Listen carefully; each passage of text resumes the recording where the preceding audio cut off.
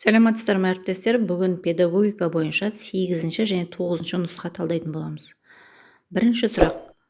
Выготский оқу моделін негізделген жорамал. Жауабы: оқушы диалог құру нәтижесінде білім алады. 2. Көпіршілер тұрғызу метафорасы бойынша оқушының дамуындағы ересек адамның рөлі.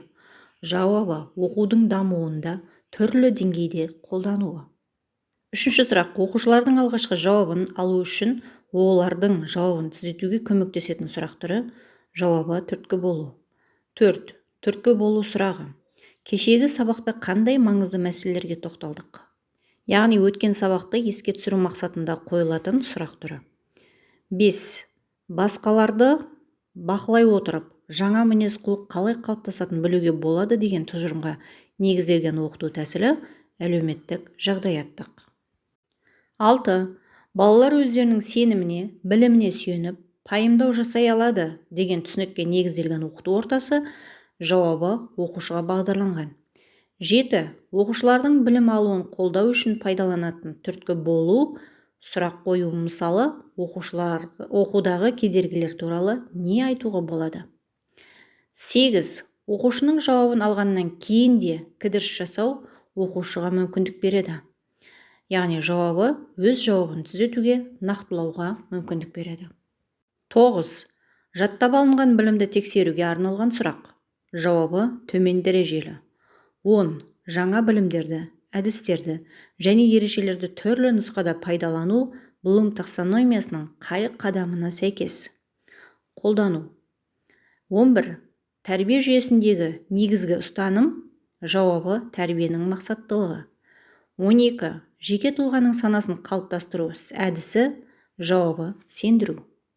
13. Ұжымның басты органы. Әдістемелік кеңес немесе тәрбиеленушілер жиналысы. 14. Мұғалімнің білім берудегі негізгі іс-әрекеті оқыту. 15. Оқу үдерісіндегі оқушылардың алған білімдерін одан әрі дамытып, жетілдіруі. Білімді терең және тиянақты меңгеру принципі. 16. Білім мазмұнын анықтайтын нормативтік құжаттар. Жауабы: базалық оқу жоспары, оқу жоспарлары, оқу бағдарламалары және оқулықтар. 17. Оқу үдерісіндегі оқушыны жеке тұлға ретінде тәрбиелеу мен дамытуға бағытталған жалпы білім беру мазмұнын жүзеге асыратын құрал. Оқу пәні немесе күнделік.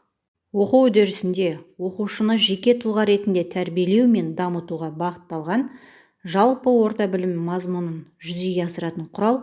Оқу пәні немесе күнделік. 18. Оқытудың сөздік әдістері. Баяндау, әңгіме, лекция. 19. Оқушылар жаңа білімді игеріп, өздерінің пікірін бекітіп, көзқарасын дәлелдеп шығуға көмектесетін оқыту әдісі. Дискуссия. 20. Педагогикалық шығармашылықта маңызды элемент. Жауабы: мұғалімнің сабаққа дайындығы немесе сабақты талдауы және бағалау. Педагогика 9-шы нұсқа.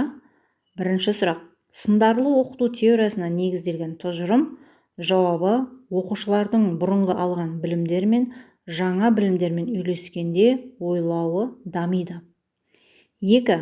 Білім беру саласындағы практик маман үнсіз қабылдайтын, мінсіз қоғамның бейнесін іске асыруға бағытталған праксис нысаны. Жауабы: педагогикалық қызмет. 3. Сындарлы оқыту теориясына сәйкес мұғалімнің сабақты ұйымдастыру ерекшелігі. Жауабы: оқушыны білімі мен дағдысын дамытуға басымдық береді. 5-ші сұрақ. Толық жауап беруге, өз ойларын анық білдіруге, өз идеяларын дамытуға көмектесетін және тапсырманы орындау барысында бағдар беретін сұрақ.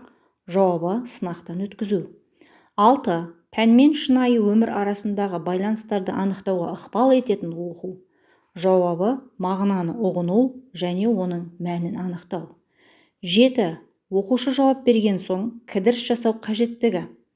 Жауабы: оқушы өз жауабын түзетуге, нақтылауға мүмкіндік алады. 8. Жауабын алу үшін және оқушының жауабын түзетуге арналған сұрақ.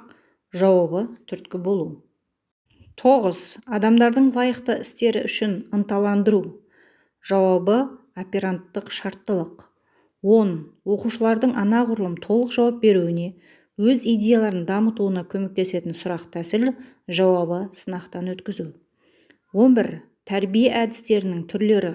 Жауабы сендіру, жаттықтыру, мадақтау және жазалау. 12. Тұлғаның қалыптасуына ықпал ететін бірден бір күш.